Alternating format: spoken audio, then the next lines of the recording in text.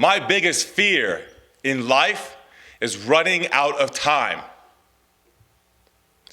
I worked at the battlefield at Gettysburg, guiding visitors over mass death and destruction across those fields.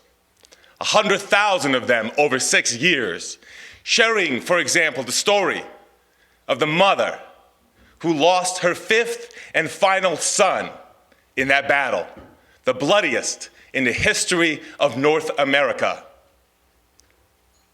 When you're on those fields all the time, you cannot help but wonder how finite time is, that it can end tomorrow.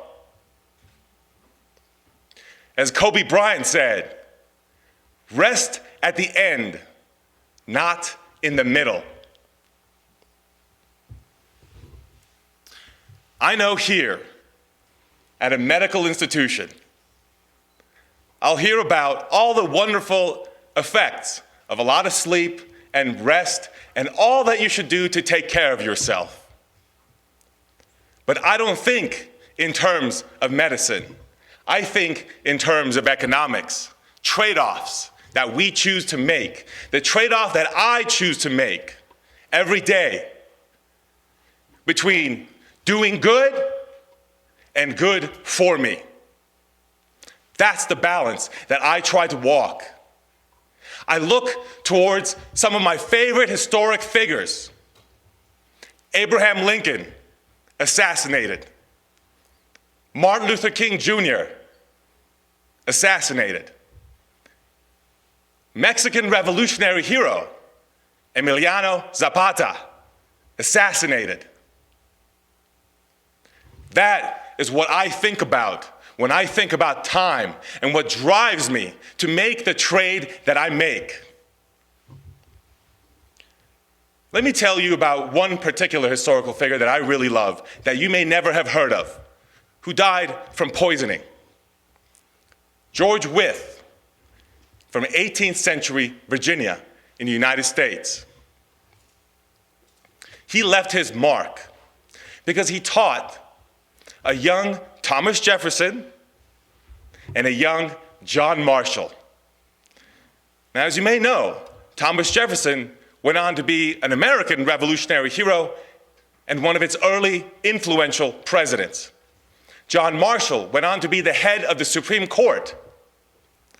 Jefferson and Marshall were major rivals, both brilliant, but they hated each other in politics. Yet they had the same teacher, George Wythe, who taught them and tutored them. What that teaches me is that the impact that George Wythe left was not indoctrination of having these men think exactly like him, but it was to teach them how to learn and how to think for themselves, such that they both went on to be brilliant and yet rivals, shaping the history of the United States. It reminds me of when I was at Gettysburg working, and my supervisor at the time, as I was just starting out and studying at Gettysburg, studying what I was going to share with the public, such as the story of that mother who lost her final son. He said, the problem is, as people studied the American Civil War, that they get into these camps and they start to study it to justify their position of their favorite general or whose cause is just. They don't study it to transcend that, to learn, not simply to validate themselves. I carried that with me to remember how I want to transcend boundaries and learn and share beyond that. Even in school, when I was at graduate school, I lied. In graduate school, you don't apply to the university. You apply to each department. You apply to each program. And you can only apply to one at a time. So I applied to my first one, and I got in. And then I applied to the second one separately a year later.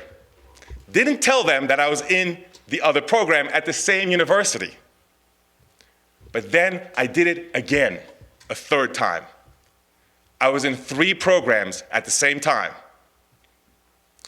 One day I got an email from the university. They thought there was an error in their system. I had lied my way through. They thought, there is no way that you're in 3 programs, and certainly if you are, not making progress toward them. Maybe I quit one and went to another. I told them, I am not a mistake. I am a case study. And I never heard back.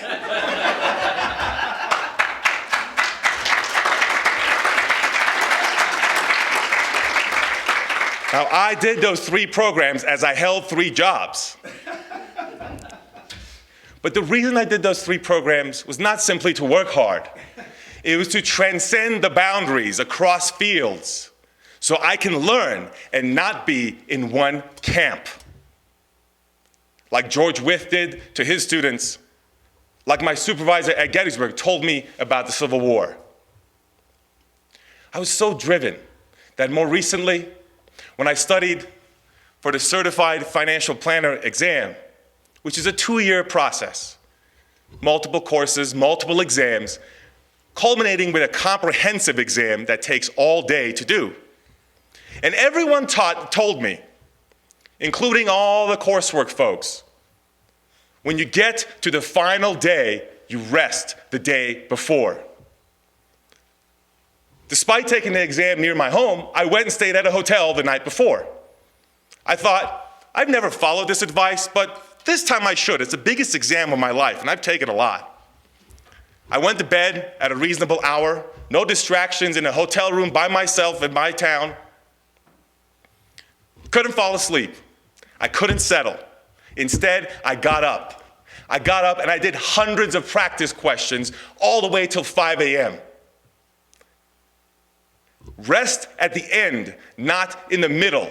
That's what I kept remembering. I slept for 2 hours. Showed up there at 8 a.m.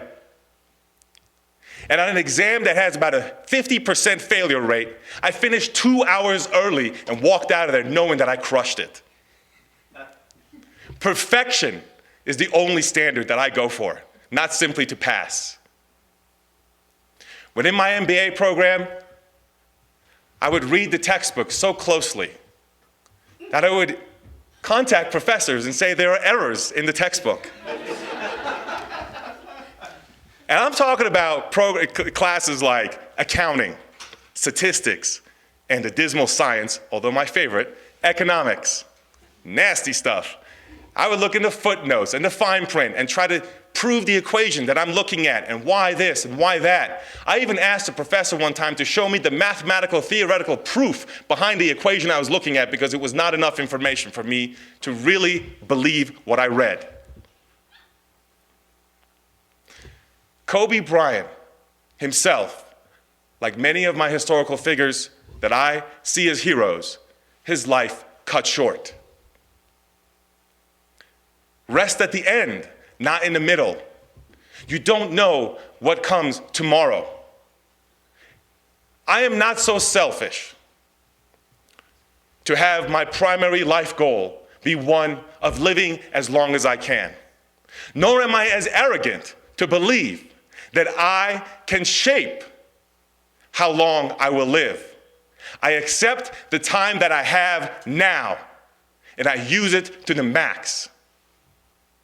I am not a candle with a flame that burns dimly but for hours. I am dynamite. Loud, powerful, and like my historical figures, leave an impact with the time that you have now. Yeah. Thank you.